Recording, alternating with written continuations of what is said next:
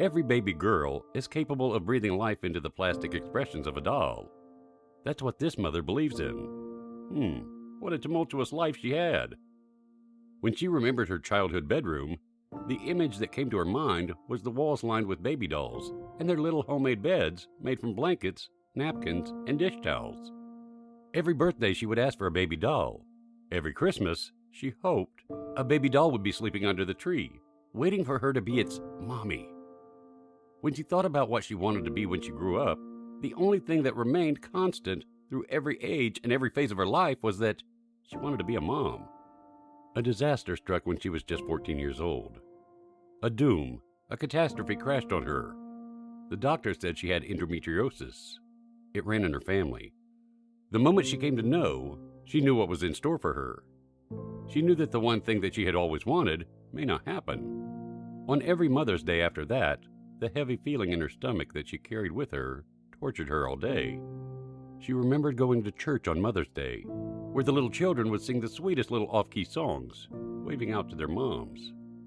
She would painfully think that, I can't have that. To have to mourn the loss of motherhood from such a young age was really hard. She remembers vividly so many times when it would hit her, like a smack in the face.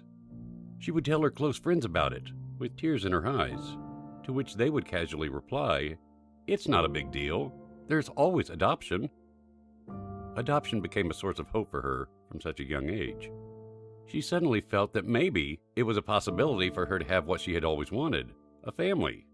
That maybe, just maybe, she could have a child someday, waving out to her from that sweet little children's choir.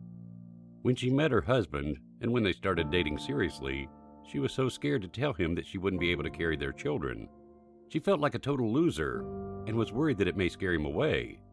But she also wanted him to know, as it was his right to decide for himself. As they sat in the hallway of college dorms, she mustered courage and told him that she didn't think she would be able to carry any children, and that she wanted him to think about it. She didn't want him to feel like she had deceived him in any way. As she sat with tears in her eyes, trying her best to explain her condition to him, he whispered words that she can still hear him say to this day. "I don't need to think about that, since there's always adoption." She knew she was going to marry him at that moment, and they did just that. Married. They knew as well that adoption would be part of their life. Fast forward 2 years. She got pregnant. They were so excited and completely surprised that it had happened. They were over the moon. Her body, which she always thought would fail, had done it. It was making a baby, and there was nothing that could have made her happier. She was proud of her body, and the fact that she felt nauseous and sick didn't faze her. It was like a ribbon that she carried around her as a protective belt. But then her health started deteriorating. They knew something was really wrong. After having nurses in and out of her home daily and being kept on IVs and medications, it appeared as if that ribbon that she thought was invincible was torn away. She thought once again her body had failed her, and she felt devastated. Her pregnancy, that was once something that she had wanted so badly, became a marathon task. But then she made it.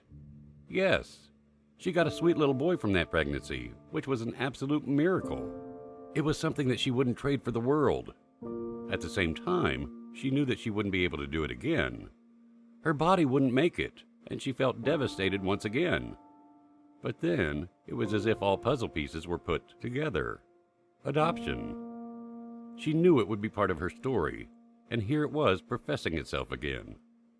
The paperwork was completed with high hopes and terrific excitement. They were so excited to think that it was going to happen for them. The first year of waiting triggered impatience. It was no doubt full of hope, and she remembered buying gender-neutral items, thinking they would be using them very soon. She designed a nursery in their home, thinking that the crib would soon carry a sweet little one.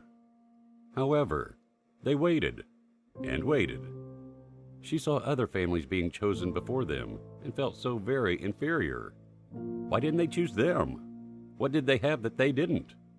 It drained their spirits, and what was once a little family completely overjoyed and excited for the future soon became a little family wondering why they weren't allowed to have what they wanted so badly. Oh, yes, she got the call that she was impatiently waiting for. She remembers as if it was yesterday. A sweet birth mother wanted to meet them, and she squealed with delight like a small kid.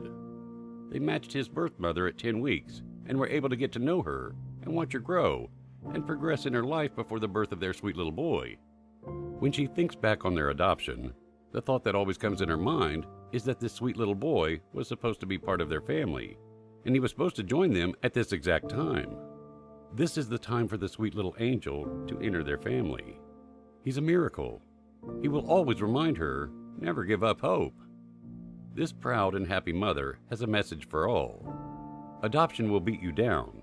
It will make you feel like you aren't good enough, like you aren't deserving of the things you want. But my friend, you are so deserving. You deserve the things your heart wants. You always deserve to be hopeful in the path of life that you want and are meant to have. Please like, comment, and share. Join us and change lives. Pleased to have you around. Blessed we are to get connected with you.